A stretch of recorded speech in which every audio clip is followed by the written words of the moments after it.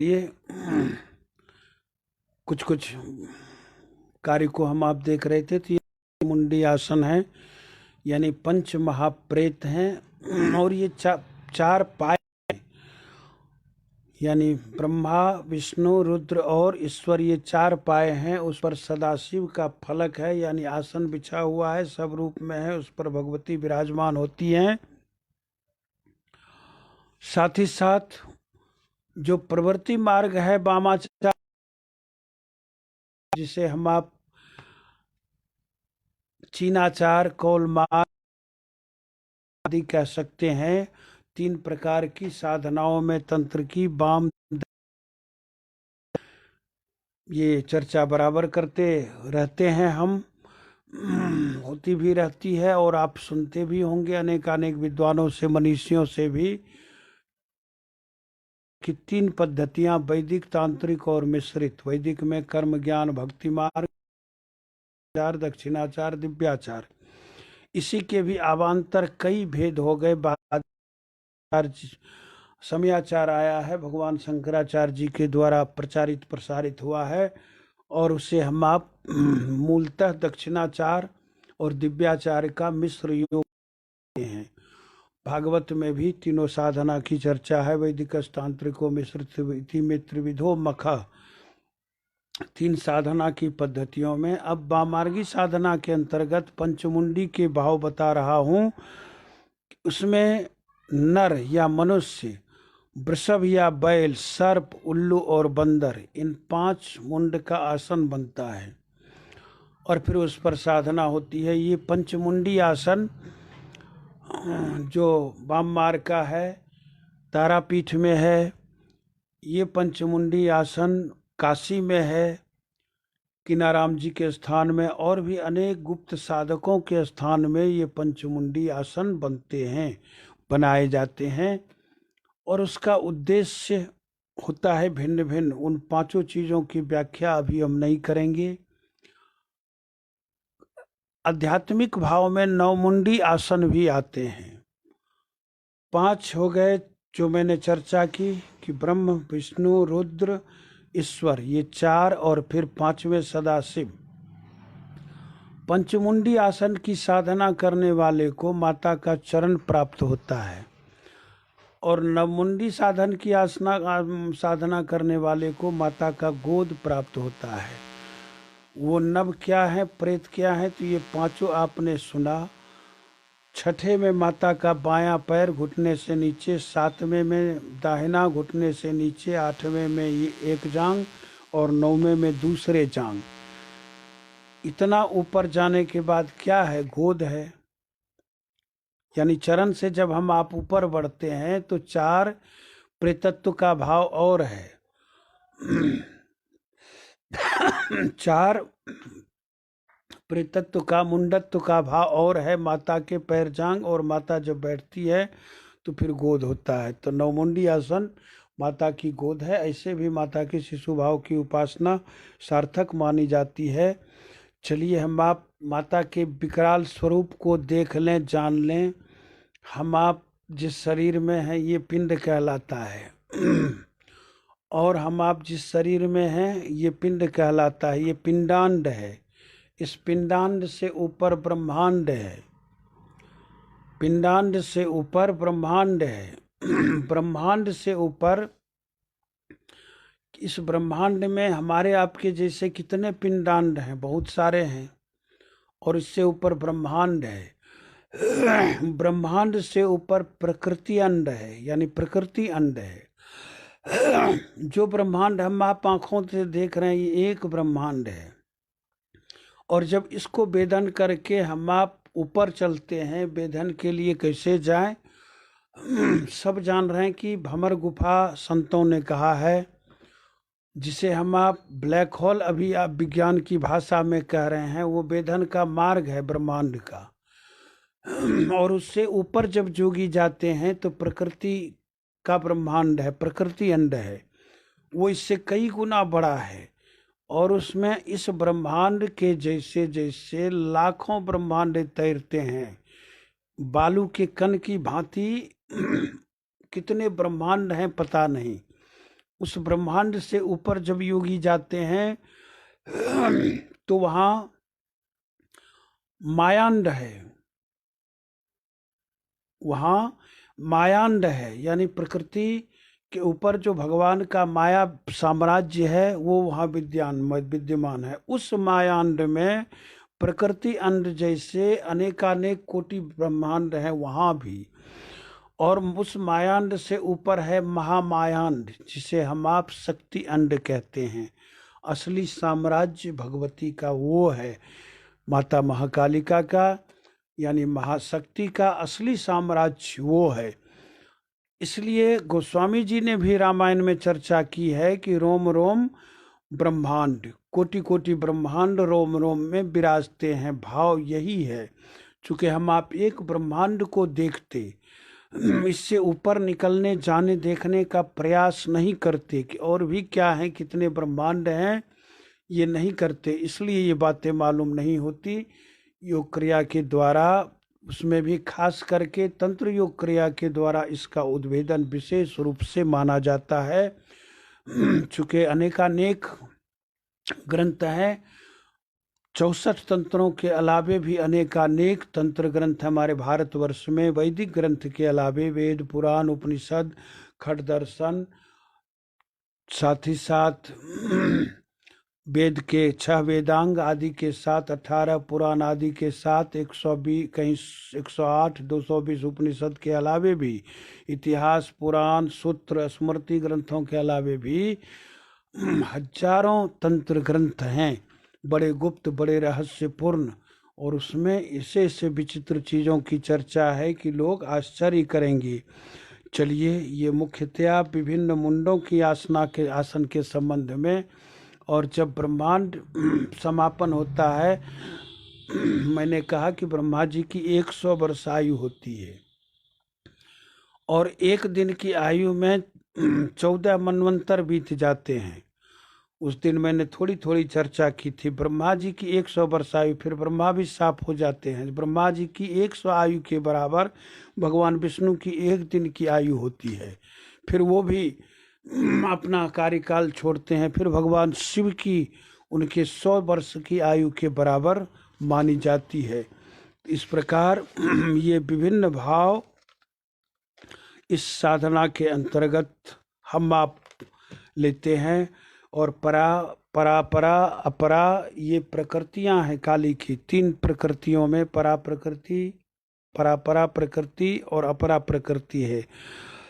ये सत्ता वहाँ सदा शिव अधिष्ठित है। और साथ ही साथ ये चर्चा होती है, भक्तों के लिए ये बता दें कि ये पंचमुंडी आसन या शवासन क्या है।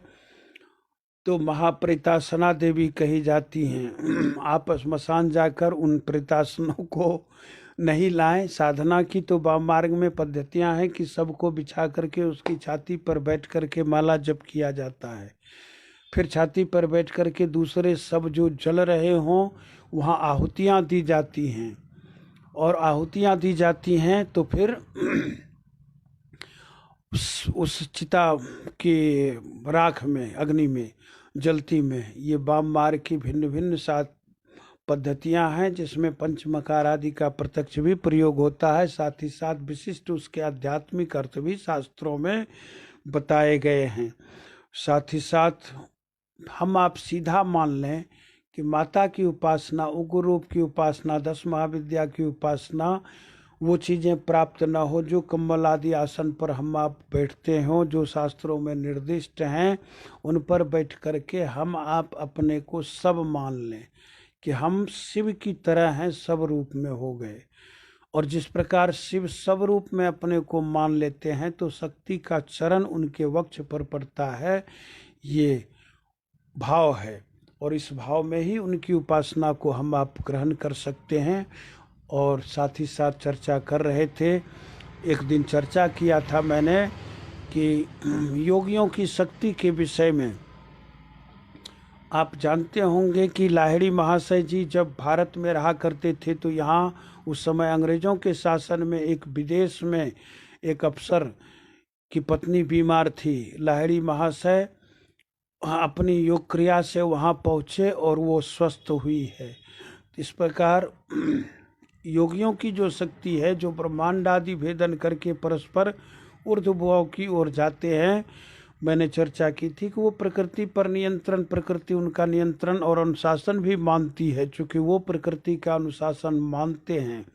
और फिर इस ब्रह्मांड से जो पार प्रकृत्यंड में गए, मायांड में गए, शक्त्यंड में चले गए, तो इस प्रकृति के अंतर्गत जो भी चीज़ें हैं वो सारी चीज़ें उनके अनुशासन को मानती हैं। तात्पर्य, जब सदाशिव रूप में योगी स्थित हो जाते हैं उनके भाव में, तो सारे के सारे ये कार्य स्वयं भी संचालित करते रहते हैं प्रकृति में। ये उदात्त यौगिक दार्शनिक पृष्ठभूमि कही जाती है भिन्न भिन्न अर्थों में। साथ ही साथ भगवान के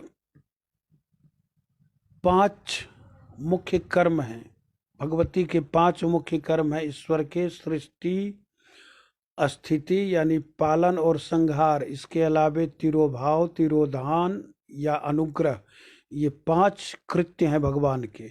सृष्टि, स्थिति, संहार सब जानते हैं कि तो होता ही रहता है, और तिरोभाव अर्थात सबको समेट लेना अपने में, फिर अनुग्रह कृपा करना, फिर सृष्टि करना, इसलिए भगवान के अनुग्रह मुख्य माने जाते हैं।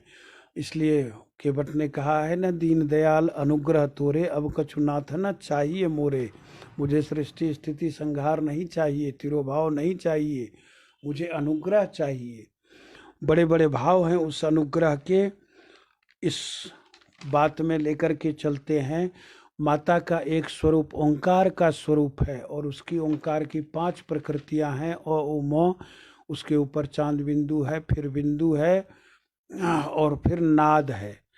अर्थात ये 3 और 3 6 चले आते हैं। उस नाद के ऊपर जो है वो नादांत है, वही अनाहत कहा जाता है, नादांत कहा जाता है। नादानुसंधान की प्रक्रिया, नाद साधना दुनिया के समस्त धर्मों में, उपासनाओं में समान रूप से विद्यमान है। भगवान शिव के 5 रूप हैं। माता की उपासना के लिए 5 रूप उन्होंने बनाए। एक सद्योजात, दूसरा वामदेव, वाम मार्ग की उपासना के लिए सद्योजात जो तुरंत माँ प्रसन्न हो। फिर अघोर, भगवान शिव का ही एक रूप है जिससे अघोर साधना का मार्ग विकसित हुआ है। तत्पुरुष और ईशान, ईशान का अर्थ होता है कल्याण, तत्पुरुष का अर्थ होता है ब्रह्म रूप में, मूल रूप में, आनंद रूप में उनकी उपासना। ये भिन्न भिन्न रूपों में भगवान शिव के जो वेदों में शास्त्रों में वर्णित हैं उन रूपों की उपासना का ये सुंदर भाव है। और उस उपासना से ही सब उपासना सिद्ध हो जाती। मातृशक्ति की उपासना, मैंने कहा कि मातृ गोद में शिशुवत भाव में करना श्रेष्ठ माना जाता है। और उनमें हम आप 4 शब्द वाणियाँ हैं, परापश्यंती, मध्यमा, वैखरी। वैखरी वाणी से मध्यमा में, मध्यमा से पश्यंती में, पश्यंती से फिर हृदय चक्र में, परा में हम आप आकर के जब उपासना, जब ध्यान आदि को लगाते हैं तो वो सार्थक होता है। संगीत शास्त्र में भी इसका काफी महत्व इसलिए माना जाता है साम वेद आदि समस्त चीजों में। और साथ ही साथ ये देह जो है इसका भी विज्ञान है, इसलिए इसको देह विज्ञान कहते हैं। तात्पर्य है, ये देह विज्ञान क्या है? ये देह विज्ञान है कि जो ब्रह्मांड में है वो पिंड में है, शरीर में है। संतों ने कहा है यथा पिंडे तथा ब्रह्मांडे। जितने नक्षत्र, तारा मंडल, वायु, अग्नि बाहर हैं उतने ही सब शरीर में भी हैं। पृथ्वी बाहर है, पृथ्वी भी शरीर में है। सारे के सारे तत्व अवयव शरीर में ही हैं। आवश्यकता है उन समस्त चीज़ों को अंतर्भूत करके अंतरंग में देखने का, झांकने का, निहारने का। और चलिए, सब लोग जानते हैं कि प्रसाद एक होते हैं, फिर महाप्रसाद तक लोग जानते हैं। लेकिन शास्त्रों में आया है कि प्रसाद होता है एक, फिर महाप्रसाद, फिर परा प्रसाद, और फिर चौथा प्रसाद परा। परा प्रसाद और प्रसाद परा, इसके अर्थ अभी नहीं बताएंगे, चूँकि चारों एक दूसरे से जुड़े हुए हैं और चारों के बड़े महत्वपूर्ण अर्थ माने जाते हैं। समयानुसार अब वाणी को समेटते हुए, मोड़ देते हुए, जिस महाशक्ति की चर्चा के प्रसंग में हमने आपने उनके भिन्न भिन्न साधनात्मक आधारों को भी इस माध्यम से आज संजोगवश, कृपावश जाना, समझा, आपने सुना, देखा और मुझे भी कहने के लिए जो उत्प्रेरित भाव आया, तदनुसार अभिव्यक्ति हुई। सार रूप में माता की का स्थान, शक्तिपीठ के संबंध में जो उसके स्थान निरूपण के संबंध में भ्रांतियां चर्चा हैं, और उनमें माता का जो स्थान है वह निश्चित रूप से प्राचीन है। लगभग वहाँ क्षेत्र से भक्तजन 1993 से 5 तक उत्सव करते रहे, सतत धारा पाठ, फिर अखंड आदि कार्य। उसके बाद भी भक्त लोग वहाँ यज्ञ अनुष्ठान आदि करते रहते हैं। और उस क्षेत्र के कुछ कुछ किलोमीटर की दूरी में वो सिद्ध शक्ति पीठ है। उसके क्षेत्र के लगभग 7 किलोमीटर की दूरी में किए गए जप तप ध्यान का महत्व है। जैसे काशी क्षेत्र हैं, अन्य क्षेत्र हैं, वैसे ही कुछ कुछ ऐसे शक्ति पीठ हैं जहाँ उसके रेंज में की गई साधना जल्दी फलीभूत होती है और माता की साधना, देवी की